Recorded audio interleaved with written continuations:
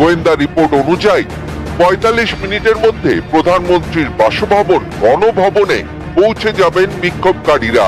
এমন বাস্তবতায় মাত্র ৪৫ মিনিট সময় ছিল শেখ হাসিনার হাতে। প্রথমে তিনি রাজি হননি। আসসালামু আলাইকুম, মিরাজ হোসেন গাজী সকলকে স্বাগত জানাচ্ছি প্রবাস তথ্য কেন্দ্রের নতুন একটি পর্বে। প্রবাস তথ্য কেন্দ্র সাধারণত প্রবাসী এবং বিদেশগামী কর্মীদের জন্য সচেতনতামূলক বার্তা বা আপডেট তথ্যগুলো দিয়ে থাকে। সরকার পরিবর্তন, সরকারের পদত্যাগ বা সরকার পতনের বাস্তবতায় বাংলাদেশের আসলে কী অবস্থা, এ বিষয়ে 3টি ছোট ছোট প্রতিবেদন আপনাদেরকে একটু জানাতে চাই, যাতে করে আপনার সঠিক তথ্যটি পান। আপনারা জানেন যে শেখ হাসিনা উনি প্রধানমন্ত্রী হিসেবে যখন পদত্যাগ করেন, সেই পদত্যাগের ঘটনায় একটি ভিডিও আমরা সবাই দেখেছি, যে ভিডিওটি এখন আপনারাও দেখতে পাচ্ছেন। এই ভিডিওটিতে দেখা যাচ্ছে যে শেখ হাসিনা তিনি তার যেই হেলিকপ্টার, সামরিক হেলিকপ্টার থেকে নেমে তিনি একটি কালো রঙের গাড়িতে উঠছেন উনি এবং ওনার ছোট বোন শেখ রেহানা, এবং সেই কালো রঙের গাড়িটি চলে যাচ্ছে ডান দিকে, স্ক্রিন থেকে দেখা যাচ্ছে। যে এখন প্রশ্ন হচ্ছে, এই যে কালো রঙের গাড়িতে যে উনি গেলেন, এটি কোথায় গেলেন, এটি অনেকেই প্রশ্ন করছেন বা মিলাতে পারছেন না। এটি নিয়ে বড় প্রশ্ন। বাংলা ভিশন এই বিষয়ে আমি একটি বিস্তারিত প্রতিবেদন অনুসন্ধান করে সেটি আপনাদেরকে দেখিয়েছি, অফিসিয়াল তথ্যগুলো। সেই সাথে শেখ হাসিনা প্রধানমন্ত্রী হিসেবে ওনার হাতে ছিল শেষ মুহূর্তে যে মাত্র ৪৫ মিনিট, সেই ৪৫ মিনিটের আসলে কি অবস্থা ছিল সেটি আপনাদেরকে একটু জানাতে চাই। কেন ৪৫ মিনিট ছিল?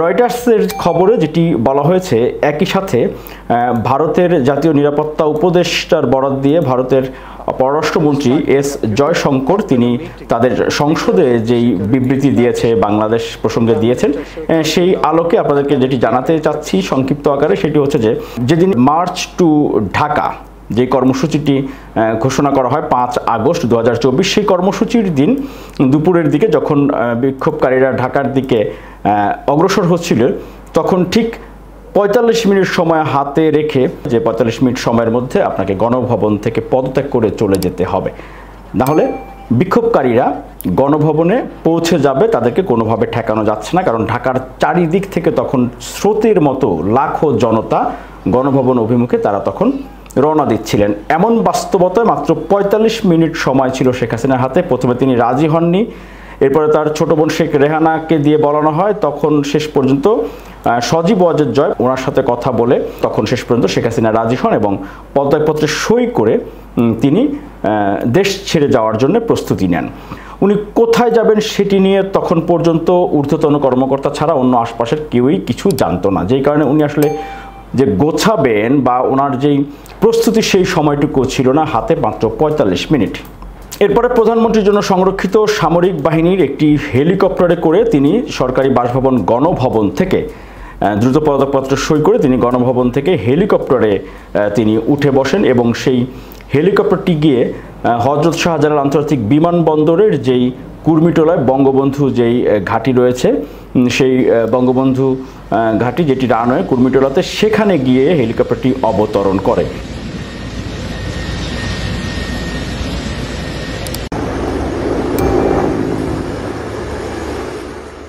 এবং প্রথমে যেটি বলছিলাম যে এই যে হেলিকপ্টার থেকে নেমে কালো রঙের গাড়িতে যে উনি যাচ্ছেন, গণভবন থেকে এই হেলিকপ্টারটি আসে এখানে।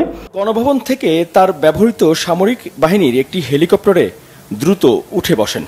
সেই হেলিকপ্টারের গন্তব্য ছিল হযরত শাহজালাল আন্তর্জাতিক বিমানবন্দরের বঙ্গবন্ধু ঘাঁটির রানওয়েতে।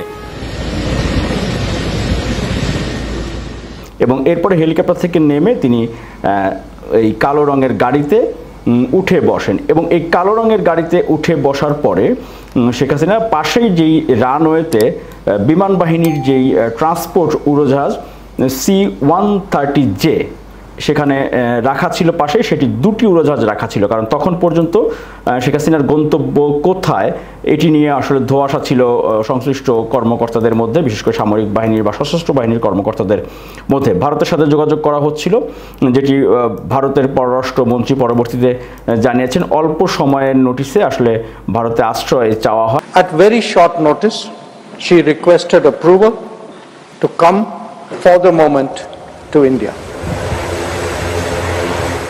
পরে তিনি ভারতে যখন অনুমতি পাওয়ার পরে ভারতের উদ্দেশ্যে এই যে বিমান বাহিনী যে ট্রান্সপোর্ট উড়োজাহাজ যেই সামরিক বাহিনীর যেই ট্রান্সপোর্ট উড়োজাহাজ সেটিতে তিনি উঠে বসেন। এরপরে সেই উড়োজাহাজটি রওনা হয় ভারতের দিকে এবং ভারতের আগরতলার দিকে প্রথমে যায়। আগরতলাতে প্রথমে যাওয়ার পরে সেখানে যোগাযোগ করে যখন ব্যর্থ হন, এরপরে কলকাতার দিকে রওনা দেয় শেখ হাসিনা এবং শেখ রেহানাকে বহনকারী উড়োজাহাজটি। এবং কলকাতার এয়ারপোর্ট কর্তৃপক্ষ সেখানে নামার অনুমতি দেয়নি। কলকাতা থেকে পরবর্তীতে দিল্লির উদ্দেশ্যে রওনা হয় এবং গাজিয়াবাদ যেই হিন্ডন যেই এয়ারবেজ আছে সেই এয়ারবেজে সেখানে অবতরণ করে শেখ হাসিনা এবং শেখ রেহানাকে বহনকারী এই উড়োজাহাজটি, সামরিক বাহিনীর উড়োজাহাজ C-130J। এটি একটি ট্রান্সপোর্ট উড়োজাহাজ। সেখানে তিনি নামেন এবং তারপরে কয়েকদিন সেখানেই তিনি অবস্থান করবেন। এর মধ্যে যোগাযোগ করে বিভিন্ন দেশে, যুক্তরাজ্য, যুক্তরাষ্ট্র, এই দুই দেশে তিনি যোগাযোগ করেন। যুক্তরাষ্ট্র তার ভিসা বাতিল করে, এরই মধ্যে যুক্তরাজ্য সেখানে আশ্রয় না দেওয়ার কথা বলেন এবং অন্য দেশেও তিনি যোগাযোগ করছেন সবশেষ খবর পাওয়া পর্যন্ত। এবং ভারতে তাকে যে আশ্রয় দিচ্ছে বিষয়টি একেবারে এমন নয়। ভারত তাকে আপাতত কয়েকদিন থাকার জন্য সেখানে বলেছে। পরবর্তীতে আসলে কি সিদ্ধান্ত নেবে সেই সিদ্ধান্ত উপরেই সব কিছু নির্ভর করবে। তাহলে মোট কথা সেটি হচ্ছে যে প্রধানমন্ত্রী হিসেবে শেখ হাসিনার শেষ 1 ঘন্টা ছিল খুবই উৎকণ্ঠা এবং উদ্বেগের মধ্যে। তিনি প্রথমে পদত্যাগ করতে রাজি হননি, তারপরে হচ্ছে যে তিনি রাজি হন, কারণ তখন হাতে ছিল মাত্র আর 45 মিনিট। সেনাবাহিনীর পক্ষ থেকে গোয়েন্দা সংস্থার বরাত দিয়ে বলা হয় শিক্ষার্থীরা চারিদিক থেকে যেভাবে গণভবনের দিকে আসছে তাতে 45 মিনিটের মধ্যে তারা গণভবনে পৌঁছে যাবে, তাদের দূরত্ব এবং যেই গতি রয়েছে সেই বিবেচনায়। শেখ হাসিনা পদত্যাগপত্র সই করেন প্রধানমন্ত্রীর সরকারি বাসভবন গণভবনেই।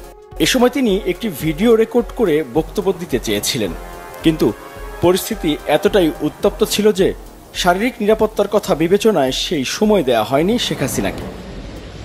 এরপর গণভবন থেকে তার ব্যবহৃত সামরিক বাহিনীর একটি হেলিকপ্টারে দ্রুত উঠে বসেন। সেই হেলিকপ্টারের গন্তব্য ছিল হযরত শাহজালাল আন্তর্জাতিক বিমানবন্দরের বঙ্গবন্ধু ঘাঁটির রানওয়েতে।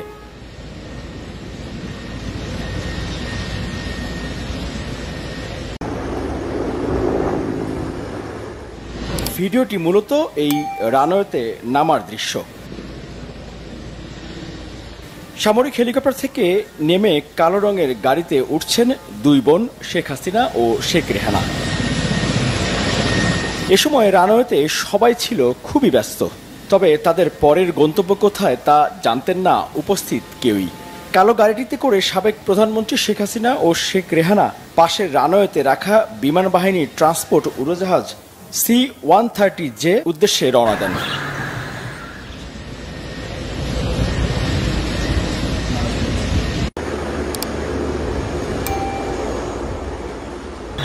এই উড়োজাহাজে করে দেশ ত্যাগের পর প্রথম আগরতলা থেকে পশ্চিমবঙ্গের দিকে যেতে চাইলেও পশ্চিমবঙ্গের এটিসি তাদের নামার অনুমতি দেয়নি।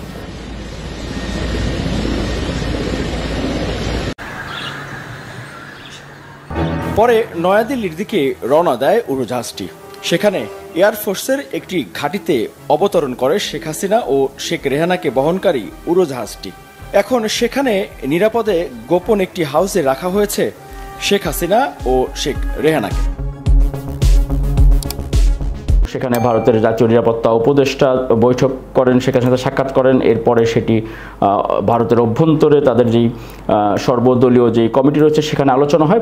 তাহলে এটি হচ্ছে মূলত শেখ হাসিনা দেশ ছেড়ে যাওয়ার শেষ মুহূর্তের অফিসিয়াল তথ্য এবং এর পরবর্তী ঘটনাগুলো আপনারা তো দেখেছেন গণমাধ্যমে, সেটি তো একেবারে প্রকাশ্য সব মিডিয়াতে, সোশ্যাল মিডিয়াতে আপনারা দেখেছেন। তো ভেতরের যে খবরগুলো ছিল সেটি অনেকে ধোঁয়াশা ছিল, বাংলাদেশের অনেক গণমাধ্যমেও দেখেছি এই বিষয়টি এখন পর্যন্ত ভুল তথ্য প্রচার হচ্ছে। যদিও আমি বাংলা ভিশন এই বিষয়ে বিস্তারিত রিপোর্ট করেছি এবং আমার যারা ফলোয়ার বন্ধুরা আছেন, ভালোবাসেন যারা, তারা অনেকেই বলেন ভাই এই বিষয়গুলো নিয়ে আন্দোলন, সরকার পতন নিয়ে আপনার খবর দেখি না কেন। খবর যেটুকু হয় বাংলা ভিশনে একজন প্রফেশনাল পেশাদার সাংবাদিক হিসেবে বাংলা ভিশনে সেই খবরগুলো আসলে আমি নিয়মিত আমার দায়িত্ব পালন করি। বাংলা ভিশনের ইউটিউব চ্যানেলে গেলে বা বাংলা ভিশন টেলিভিশনে যখন প্রচার হয় খবর সেটিতে দেখতে পারেন, অথবা মিরাজ হোসেন গাজী লাইভ নামে যে আমার একটি ইউটিউব চ্যানেল আছে সেই ইউটিউব চ্যানেলে একটি প্লে লিস্ট আছে মিরাজ হোসেন গাজী বাংলা ভিশন রিপোর্ট, সেই প্লে লিস্টে গিয়ে আপনারা কিন্তু আমার বাংলা ভিশনের রিপোর্ট এবং বাংলা ভিশনের যে প্রোগ্রাম প্রবাসী মুখ সেগুলো দেখতে পারবেন। সেটি রয়েছে। আর প্রবাস তথ্য কেন্দ্রে শুধুমাত্র প্রবাসীদের আপডেট খবরাখবর দেওয়ার চেষ্টা করি। সবাই ভালো থাকবেন, নিরাপদে থাকবেন, যে যেখানে আছেন। আল্লাহ হাফেজ। আপনি কি বৈধভাবে কর্মী হিসেবে বিদেশে যেতে চান? আপনি কি রেমিটেন্স যোদ্ধা হিসেবে প্রবাস জীবনযাপন করছেন? আপনার জন্য প্রয়োজনীয় এবং জরুরি সকল তথ্য হাতের মুঠোয় পাচ্ছেন প্রবাস তথ্য কেন্দ্রে। প্রবাস তথ্য কেন্দ্র ইউটিউব চ্যানেল, এরই মধ্যে 10 লাখের বেশি সদস্যের বিশাল একটি পরিবার আমরা এখন